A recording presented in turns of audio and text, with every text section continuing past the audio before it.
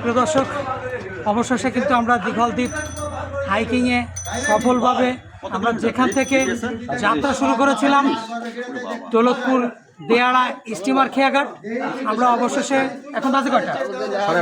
8:30 আমরা কিন্তু ইতিমধ্যে সবাই পৌঁছে গেছি।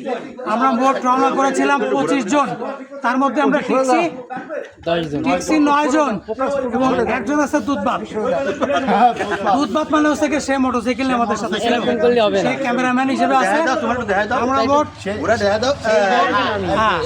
দুধবাত নিয়ে আমরা মোট 9 জন ট্যাক্সি, এবং এইটা হয়ে গেছে একটা ইতিহাস।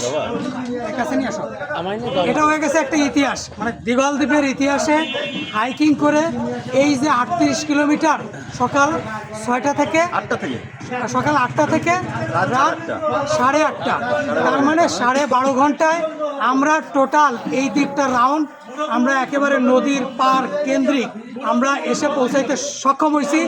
আলহামদুলিল্লাহ, আমরা সকলের প্রতি কৃতজ্ঞতা, এবং এটা সম্ভব হয়েছে আমাদের কামাল ভাইয়ের কারণে। কামাল ভাই হচ্ছে কি এর মেইন উদ্যোক্তা। কামাল ভাই যদি উদ্যোগটা না নিত তাহলে আমরা এই রেকর্ডটা করতে পারতাম না। আমরা এক এক করে সকলের অনুভূতি জানার চেষ্টা করি। ভাই আলহামদুলিল্লাহ, আসলে অনেক সুন্দর অনুভূতি, যদিও অনেক কষ্ট হয়েছে কিন্তু অনেক আনন্দও লাগতেছে যে না শেষ করতে পারছি। আর বিশেষ করে তারেক ভাই মানে প্রথম পরিচয় এত আপন করে নিয়েছে, এত সুন্দর করে কামাল ভাই আমাদের সাথে ব্যবহার করছে, আমরা মনে হয় কষ্ট অনুভব করি না। এত কষ্ট হয়েছে তারপরও, এত ঘেমে গেছি, এত কষ্ট হয়েছে তারপর অনেক ভালো লাগছে। আসলে এরকম ট্যুরের আয়োজন করলে আশা করবো এবং তাদের কাছে অনুরোধ করবো যে আমাদেরকে আবার তাদের সাথে অন্তর্ভুক্ত করেন।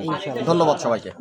দাদু, মহাবিশ্বের মহাপ্রভুর প্রতি চিরকৃতজ্ঞ যে আজকে আমরা খুলনা সাইক্লিং কমিউনিটি এবং আলোর মিছিলের পক্ষ থেকে দীঘলদ্বীপ দিঘলিয়াকে প্রদক্ষিণ করে হাইকিং শেষ করতে পারলাম।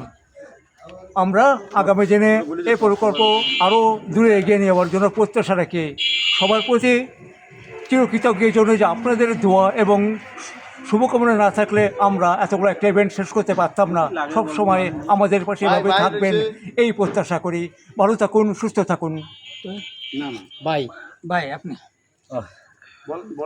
আচ্ছা, কামাল ভাইকে প্রথমে ধন্যবাদ দিই, কারণ এটা মূলত কামাল ভাইয়ের উদ্যোগেই এটা হওয়া। আর দীর্ঘদিন হাঁটাহাঁটির মধ্যে না থাকার পরেও আমি যেটা শেষ করতে পারছি এটাই বড় কথা। যদিও এর আগে একবার 32 কিলো হাঁটছে, আজকে সেইটার রেকর্ড ভেঙে আজকে 37 কিলো হাঁটলাম। তো ধন্যবাদ সকলকে। কামাল ভাই, অ্যাকচুয়ালি আমাদের আজকের যে বার্তাটা ছিল দীঘলদ্বীপ দিঘলিয়া হাইকিং 2026, তো মূলত আমাদের মানে মোটো যেটা স্লোগান যেটা ছিল সেটা হচ্ছে সুস্থতার পথে প্রকৃতির সাথে জীববৈচিত্র্য রক্ষায়। এই বার্তা নিয়ে আমরা দীঘলদ্বীপ চারিদিকে, অর্থাৎ এই দ্বীপটা চারিদিকে আমরা পায়ে হেঁটে পদযাত্রায় ভ্রমণ করে এবং এই মেসেজটা ছড়িয়ে দিচ্ছি বিভিন্ন জায়গায়।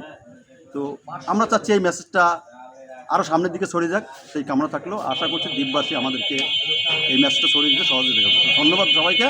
আসসালামু আলাইকুম। ভাই আমি কৃষ্ণ।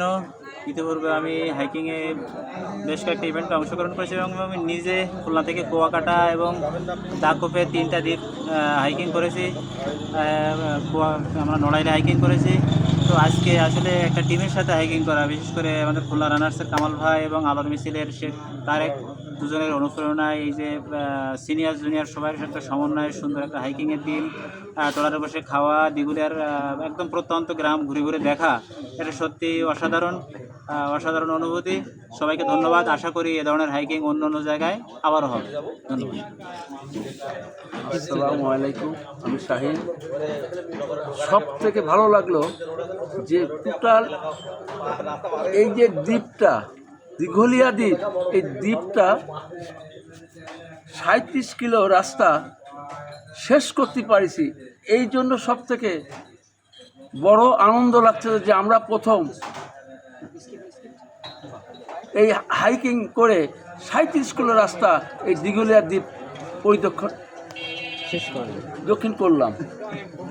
সবাইকে ধন্যবাদ।